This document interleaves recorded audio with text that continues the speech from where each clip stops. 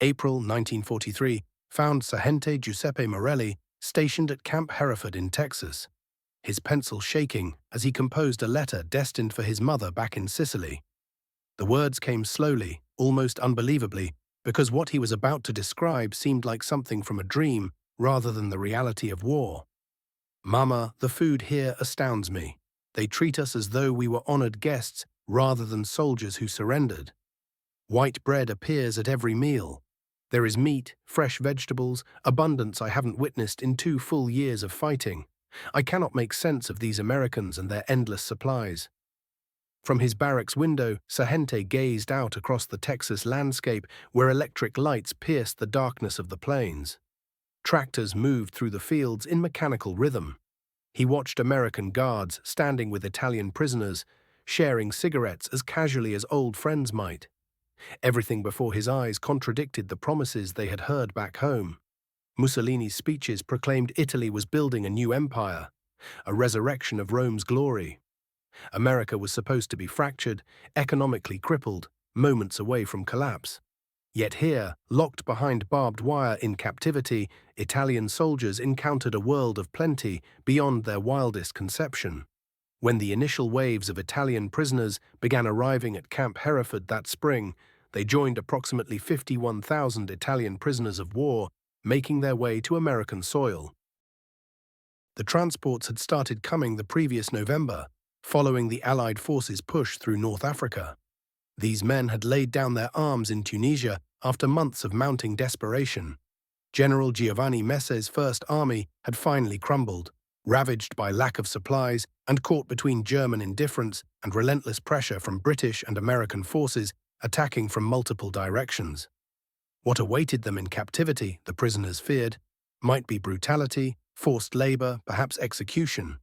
Instead, thousands would later describe in letters home what seemed impossible to believe back in Italy. The collapse in Tunisia had come with crushing speed. After years fighting across North African deserts, Italian forces faced circumstances that made continued resistance futile. Supplies from home never materialized. German partners treated them as expendable. The Allies pressed from every direction with overwhelming strength. In May 1943, roughly 275,000 soldiers from Axis nations surrendered. Among them stood approximately 50,000 Italians, who would eventually become part of the 51,000 total Italian POWs reaching the United States. Subsequent battles in Sicily and across mainland Italy brought more prisoners. The journey from defeat to profound shock began in the collection camps scattered throughout Tunisia. What struck the Italians immediately was the systematic approach of the American military. Medical personnel examined each prisoner thoroughly. Many received genuine medical attention for the first time in years, treating wounds and infections that had gone untended. Worn uniforms, little more than collected patches stitched together, were replaced with fresh clothing. But nothing prepared them for the food situation. After surviving on meager rations for months, the Americans produced white bread, tinned meat, coffee sweetened with sugar, chocolate. The generosity seemed incomprehensible. Liberty ships returning empty from European supply runs were repurposed as transports. Rather than make the voyage back vacant, they carried human cargo, sometimes moving up to 30,000 prisoners monthly during the summer of 1943. The 2-week crossing of the Atlantic became the first systematic destruction of everything fascist propaganda had taught them about American weakness. The vessels themselves were monuments to industrial capacity, assembled in American shipyards at production rates Italy could never approach. Italian prisoners observed radar equipment aboard these cargo ships, technology they had previously seen only adorning the most advanced British warships. That Americans fitted such devices on routine transport ships revealed something fundamental about the industrial gap between nations. The dining facilities on those ships delivered daily revelations. American sailors possessed ice cream machines, coffee in unlimited quantities, bread fresh daily, meat at regular intervals. They discarded leftovers that would have been carefully rationed and treasured in Italy. This casual abundance spoke volumes about available resources. As Italian POWs disembarked at ports including Norfolk, Virginia, and installations along the West Coast, they stepped into a landscape of prosperity exceeding imagination. The port facilities sprawled across vast acreage, docks extending for miles in both directions. Ships were being loaded and unloaded simultaneously in organized chaos. Electric cranes hoisted cargo loads that would have required armies of men in Italy to move manually. More striking still was the visibility of civilian wealth everywhere. Automobiles filled parking lots. In Italy, car ownership marked someone as genuinely prosperous. Every structure had electricity. Shops displayed merchandise that had vanished from Italian stores before the war even began. The prisoners traveled by passenger train rather than cattle cars designed for livestock. Coaches featured cushioned seating, electric lighting throughout, and dining cars where meals were served. The journey into America's interior revealed a nation of almost impossible material advantage. Small towns scattered across the landscape, each possessed electricity, vehicles, shops overflowing with goods. Factories operated continuously through multiple shifts, powered by reliable electrical systems. Even isolated farms displayed tractors and electric lines running to distant buildings. Camp Hereford had been constructed exclusively for Italian prisoners, while other installations like Camp Hearn housed primarily German POWs. The facility consisted of 4 separate compounds containing barracks, dining facilities, and medical buildings, all enclosed by barbed wire, monitored continuously by armed sentries. At maximum capacity, roughly 3,860 prisoners occupied the camp. The Hereford facility alone housed 2,580 Italian POWs, making it among the principal centers for Italian detention in Texas. The camp standards exceeded what Italian military bases provided to their own soldiers. Barracks contained electric lights, hot shower facilities, flush toilets, and heating systems. The medical facilities held equipment that had been unavailable in Italy since before the war's outbreak, including X-ray apparatus and modern surgical instruments. To prisoners from Italy, the camps appeared almost paradise-like. Though occasional mistreatment occurred, particularly directed at certain prisoners, the facilities themselves maintained cleanliness and order. Barracks remained sanitary with hot water available for bathing and abundant food provided daily. Prisoners could accumulate wages from work assignments and spend their earnings at the base exchange. The food situation overwhelmed them with its generosity. 3 complete meals daily featured meat, vegetables, bread, milk, and frequently dessert. Holiday meals surpassed anything they could recall from peacetime back home. Workers in the kitchens reported discarding daily more food than families back in Italy received in an entire week. Everything shifted dramatically on September 8, 1943, when Italy signed an armistice and surrendered to the Allies. Marshal Pietro Badoglio's administration switched allegiances, declaring war against Germany on October 13. Following Italy's surrender, the Prime Minister directed Italian POWs held abroad to work together with Allied forces. Starting in February 1944, the United States Army Service Corps presented Italian prisoners throughout America with a choice: remain as prisoners or volunteer for Italian service units to perform non-combat labor alongside American forces.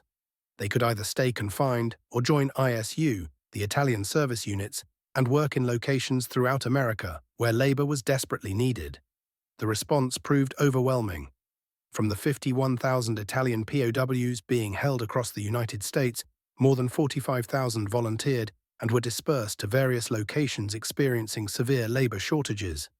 They pledged themselves to assist against their former German allies and received in return special privileges that fundamentally transformed their experience.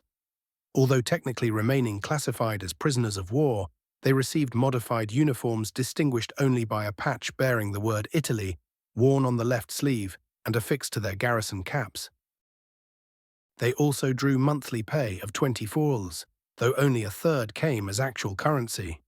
The remainder was issued as script redeemable at the base exchange for supplies and personal necessities. California, where the Pacific War's intensity made military mobilization constant through 1945, welcomed the Italian POWs working in support roles most enthusiastically. The state's substantial Italian-American population, established across generations through the Gold Rush era as fishermen, farmers, and winemakers, embraced the prisoners openly.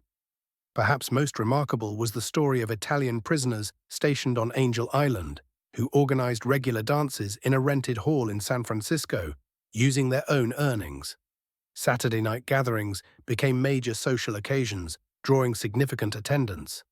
American women came seeking companionship, and Italian soldiers proved eager to dance and socialize. Italian service unit members labored in California's vast agricultural regions, witnessing farming operations on scales defying comprehension. Individual farms exceeded entire Italian provinces in size. Mechanical equipment performed harvesting tasks that would have required hundreds of workers in their homeland. Italian ISU workers became vital to America's war effort. They loaded vessels destined for D-Day operations. They harvested crops that would otherwise have spoiled without workers to bring them in. They maintained military equipment using expertise accumulated through North African campaigns. Italian service units performed over 90 million man-days of labor throughout the United States between 1943 and 1945. The program saved the American government approximately $230 million in labor costs. At the Brooklyn Army Terminal, Italian prisoners of war loaded supplies bound for Europe's liberation. They worked with genuine enthusiasm, understanding that each shipment transported meant one step closer to Italy's freedom from German occupation. In agricultural regions, they salvaged harvests essential for feeding Americans and their allies. By June 1943, more than 14,500 Italian POWs lived in camps distributed across the United States. As the Italian service unit program expanded following Italy's surrender, Italian workers became irreplaceable across numerous industries. Romance flourished despite regulations attempting to prevent it. Italian prisoners of war encountered American women at church services, approved social gatherings, and through work assignments. In Ogden, Utah, the local church arranged chaperoned dances each weekend where POWs could meet Italian-American families who received visiting privileges on Sunday afternoons. These relationships encountered significant obstacles. Military law forbade marriages between prisoners and American citizens. Romance persisted regardless. Sympathetic clergy conducted ceremonies in secret. Couples maintained contact through correspondence. Many American women eventually followed their Italian partners to Italy after repatriation was completed, marrying there before returning to America as wives entering through legal immigration channels. The Italian-American community became instrumental throughout this period. In communities with large Italian-American populations, prisoners discovered surrogate family units who invited them for Sunday meals, assisted in writing letters home, and sustained relationships lasting decades beyond the war's conclusion. Christmas 1943 created moments of profound emotional significance.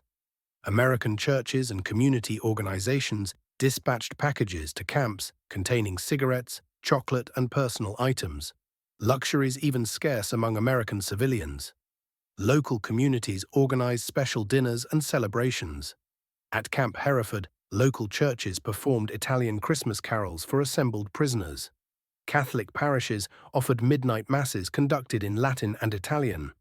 The Christmas feast included turkey, ham, multiple side dishes and desserts, abundance the prisoners hadn't experienced since before the First World War.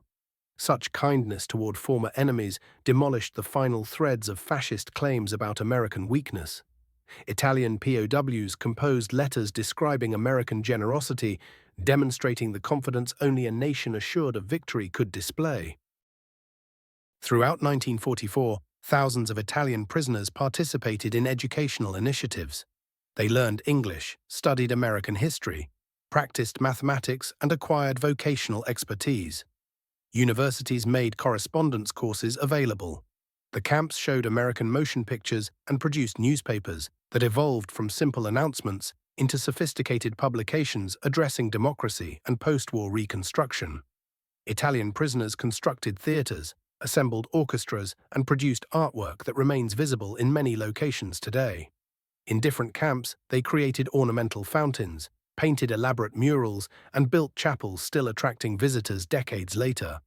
These weren't simple prisoner crafts, but professional caliber work reflecting Italian artistic heritage. When news arrived of the June 6, 1944, Normandy invasion, Italian prisoners celebrated with intense excitement.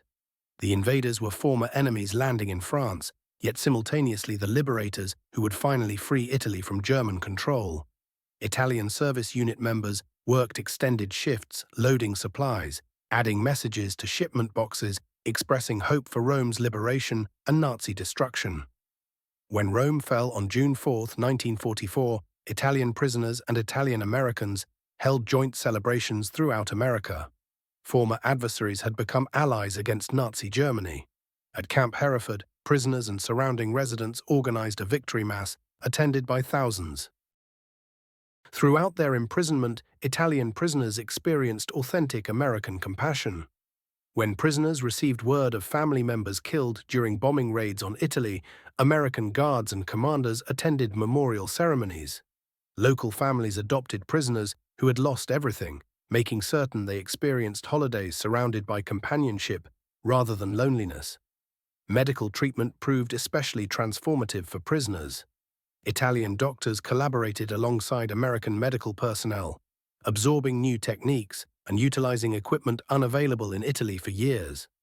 Prisoners underwent surgeries and received medical interventions that would have been accessible only to Italy's wealthy. The distinction between German and Italian prisoners became increasingly evident after Italy's surrender. While German prisoners frequently maintained Nazi convictions, Italians accepted their new position as Allied co-belligerents, working productively toward Allied success. In March 1944, the American military stationed 1,800 Italian service unit members in Boston. Initially housed at Camp McKay and South Boston locations, prisoners encountered cold reception from residents. Boston's Italian-American population initially treated POWs with considerable wariness, worried that their presence might damage the community's standing as loyal Americans. Attitudes transformed surprisingly fast. Italian prisoners demonstrated themselves as dedicated workers at the Boston port of embarkation. They performed in church choirs, prepared food for community festivals, and introduced authentic Italian cooking to American-born Italian youth who had never experienced genuine Italian cuisine. Due to intensifying tension with the South Boston area, 1,300 Italian service unit members relocated to Petex Island in Boston Harbor several months afterward. Island placement granted prisoners expanded freedom, with trusted workers permitted Sunday boat excursions into Boston's North End neighborhoods, where they frequently shared meals with Italian-American families. The Italian prisoners of war who arrived in America witnessed something that shook their understanding of the world. The agricultural output they saw in California's Central Valley alone exceeded what entire Italian provinces could produce in years. Single farms stretched across horizons, their mechanical harvesters consuming in mere hours what would have demanded weeks of backbreaking labor back home. The sheer scale of it defied everything they thought they knew about production and possibility. What struck them most viscerally was the casual waste. Fruit with the slightest blemish went into discard piles. Entire harvests were sometimes plowed deliberately into the earth simply to keep prices stable. In Italy, such bounty would have saved people from starvation. Here, it demonstrated something far more unsettling to their minds: unlimited productive capacity that could afford to destroy rather than preserve. The everyday behaviors of Americans astonished them. Workers tossed aside half-finished meals without hesitation. Lights burned in empty rooms. Men drove automobiles to their jobs, something unimaginable in wartime Italy, where families rationed every resource to bare survival. The prisoners themselves earned $8 monthly for their labor in fields and on fishing boats. To men who possessed nothing, this seemed almost generous. They saved every cent, determined to send money home once the war ended and they could return. What these Italian soldiers didn't realize was that they were leaving fingerprints across American culture that would never fade. They brought bocce ball to communities, and those same communities play it still. They taught Americans how to make authentic pasta and pizza from scratch, knowledge that would eventually transform into a multi-billion-dollar industry. They carved fountains, painted murals, and constructed chapels in camps scattered across the country. Their decorative work remains visible in dozens of locations even today, weathered but enduring. The camp newspapers published by prisoners tell a remarkable story through their evolution. Early editions carried news about Italy and the war. Over time, the content shifted toward discussions of democratic principles, American farming techniques, and visions for rebuilding Italy after the conflict. These publications circulated between camps, spreading ideas about governance and modern methods through a prisoner network. On July 16, 1944, Italian quartermaster service companies arrived at Rock Island Arsenal aboard a train from Pine Camp in New York. Their maintenance and support work proved so valuable that military commanders actually requested delays in sending them back to Italy when the war finally ended. At agricultural sites across America, Italian prisoners revealed expertise developed across generations of farming tradition. They introduced methods that genuinely improved American agricultural practices. Whether working in canneries, shipyards, or military depots, their presence freed thousands of American soldiers for combat roles. The volunteers who joined Italian service units essentially took positions that Americans would otherwise have filled, meaning fewer of their countrymen needed to be drafted into the military. The mathematical impact was significant and measurable. By May of 1945, at the program's peak, America held 425,171 prisoners of war. Among them were 371,783 Germans, 50,273 Italians, and 3,115 Japanese. Those 51,000 Italian POWs were distributed across camps in 18 different states, spread across 21 locations. When historians later calculated the contribution, the numbers were staggering: 90 million man-days of labor, which translated to $230 million in labor costs saved. Thousands of American soldiers never faced the draft because these men performed essential work. Critical harvests that would have rotted in the fields were preserved and processed. The success of integration was equally striking. 45,000 Italians joined service units voluntarily. Less than 1% attempted escape. Thousands of them maintained correspondence with American families long after the war ended. Many eventually returned to America as legal immigrants with sponsorship from employers, families, or the women they had married. Repatriation began in late 1945, but it moved slowly. America still needed their labor for the transition to peacetime economy. More importantly, many Italian prisoners simply didn't want to leave. They had discovered friendship and opportunity in America, while Italy remained shattered and under occupation.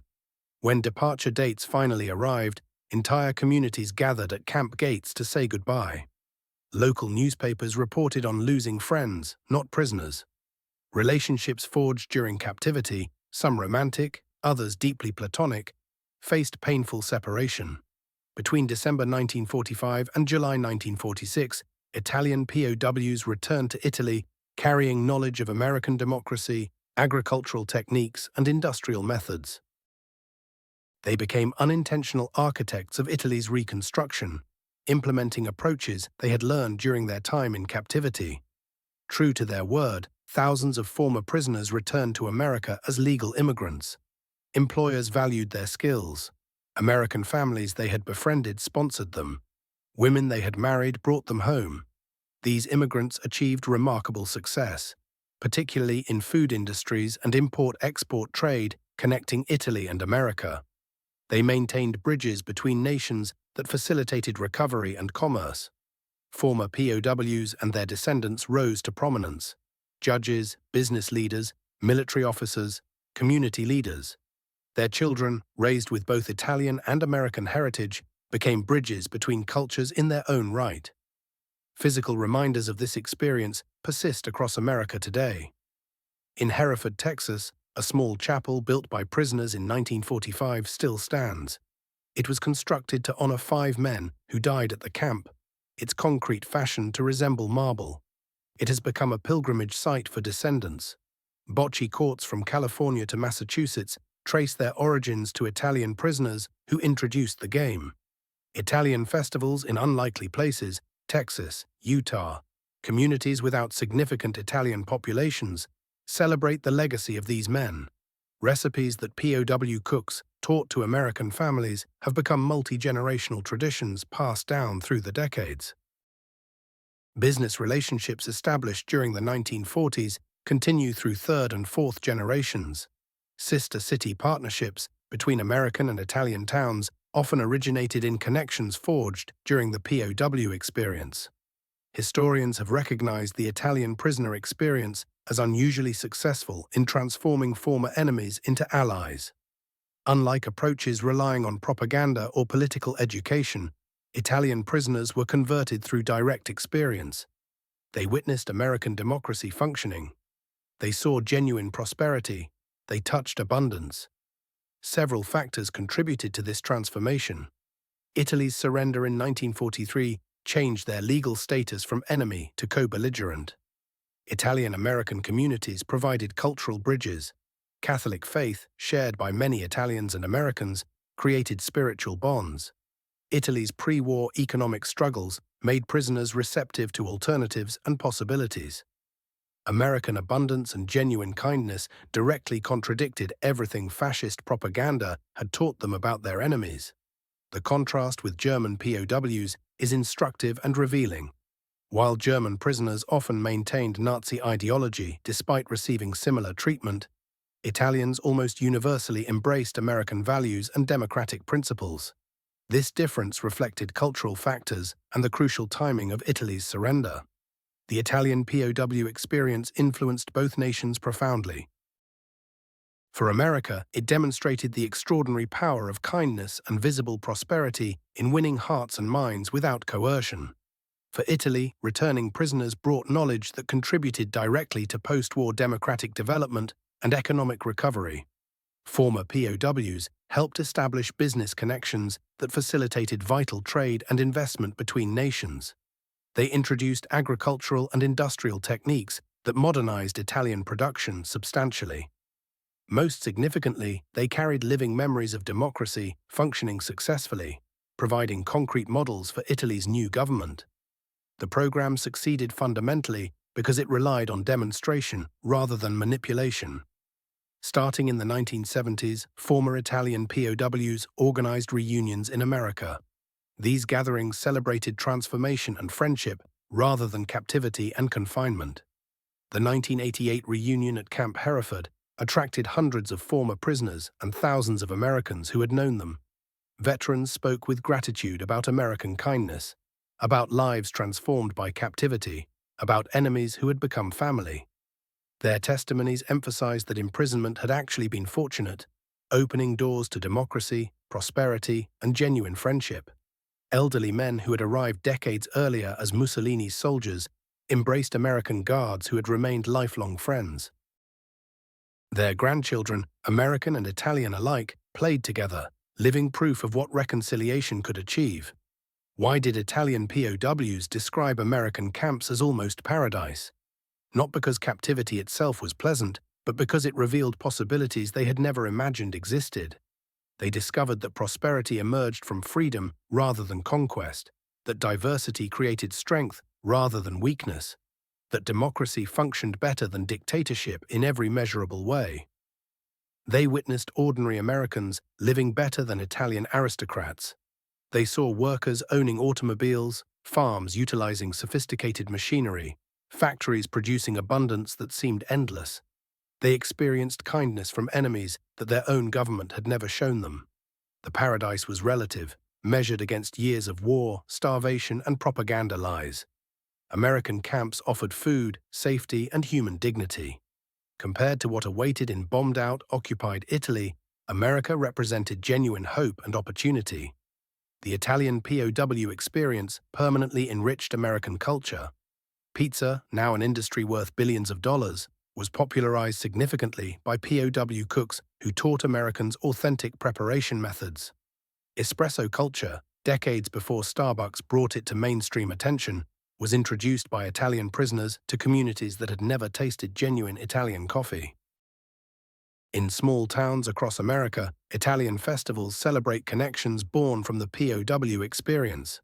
Hereford, Texas, holds annual POW reunions that have become community tradition.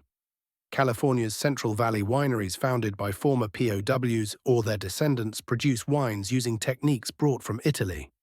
The linguistic impact was considerable. Thousands of Americans learned Italian directly from POWs, creating a generation of Italian speakers who would facilitate post-war business and cultural exchange. Italian words entered local vocabularies, particularly in food and agriculture, becoming part of the fabric of American speech. Beyond the immediate $230 million in labor value, Italian POWs contributed to long-term economic connections with lasting impact. Former prisoners who became American citizens or maintained business relationships facilitated billions in trade between nations. Agricultural techniques they learned and implemented in Italy helped that nation's post-war agricultural recovery substantially. Industrial methods they observed influenced Italian manufacturing, contributing to what became known as the Italian economic miracle of the 1950s and 1960s. Studies of former Italian POWs revealed remarkable psychological outcomes. Unlike many prisoner populations who suffered lasting trauma, Italian prisoners in America showed lower rates of depression and post-traumatic stress than Italian soldiers who weren't captured at all. Psychologists attribute this to multiple factors: excellent treatment exceeding any reasonable expectations, meaningful work providing purpose and dignity, social integration reducing isolation, educational opportunities offering genuine hope, and transformation from enemy to valued ally status after Italy's surrender. The psychological impact extended to families. Children of former POWs often reported that their fathers spoke positively about their captivity, unusual for any war experience. This positive framework influenced family dynamics and international perspectives for generations to come. The story of Italian POWs in America demonstrates war's capacity for unexpected transformation. Men who arrived as Mussolini's soldiers departed as advocates for democracy. Enemies became friends. Prisoners became partners. Many ultimately became Americans. Through simple acts, sharing food, providing medical care, allowing religious worship, enabling correspondence with families, America converted adversaries more effectively than any propaganda apparatus could achieve. Italian POWs witnessed American society at its best and wanted that prosperity and freedom for their own nation. Their contribution extended far beyond measurable labor. They enriched American culture substantially, strengthened Italian-American communities, and built bridges between nations that endure today. Their descendants, whether living in Italy or America, embody the genuine possibility of reconciliation and friendship after conflict. They found their quasi-paradise not in the camps themselves, but in the revelation of what society could achieve through democracy and freedom. They returned to Italy carrying seeds of transformation that would help build a democratic nation from fascism's ruins. In the end, 51,000 Italian soldiers discovered in American captivity what Mussolini's empire could never provide: dignity, opportunity, and hope. They called it paradise, not because it was perfect, but because it revealed that perfection was genuinely possible. Through their transformation, enemies became family, and two nations found friendship that endures across generations. Their legacy reminds us that even in war's darkest moments, humanity can prevail, that kindness can overcome where weapons cannot, that showing enemies a better way may transform them into lifelong friends. Italian POWs proved that reconciliation is possible, that democracy's example is profoundly powerful, and that treating enemies with dignity yields victory more lasting than any battlefield triumph could ever be. The camps have mostly vanished now, returned to farmland, or developed into suburbs and shopping centers. But in Hereford, Texas, a small chapel stands. In California, bocce courts echo with Italian voices. In countless American communities, families trace their roots to an Italian soldier who found paradise in captivity and chose to stay. They came as warriors of a failed empire. They left as builders of a democratic future. They arrived as prisoners. They discovered paradise. And in that discovery, two nations found a friendship that neither war nor time could break.